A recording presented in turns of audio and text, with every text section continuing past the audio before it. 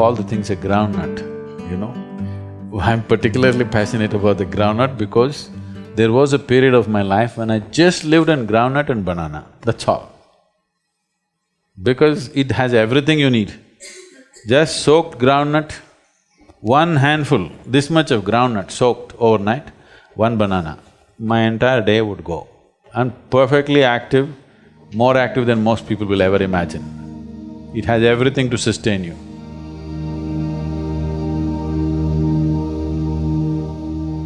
It's a complete food by itself. If you soak it for over 6 to 8 hours, it takes away certain aspects which are called as pitta. You know what's pitta? Allopathic doctors don't look at it, but the Ayurveda is based on this, Ushna, Shita and Pitta. It takes away the pitta, and taking this soaked groundnut, chewing it well and eating. Just make sure it's not some genetically engineered nonsense, whatever. One thing is, it could be genetically modified. They are no more declaring which is modified, which is not. Another thing is, you're pumping in fertilizers and pesticides to such an extent, the groundnut is no more a groundnut.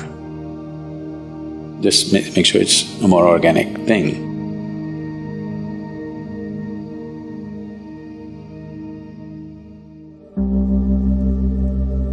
If you want breakfast, you want a recipe. You take a handful of groundnut, soak it in water for 6 to 8 hours, put it in the mixie. If you want to add some fruit, you add a banana, whatever you like. Banana goes well, you can add any other fruit. If you want, put some honey into it, 2 minutes, you have excellent breakfast ready. It takes 2 minutes to do it. And if you want it little watery, put more water into it and just drink it up. You want it like porridge, you make it thick and you eat it.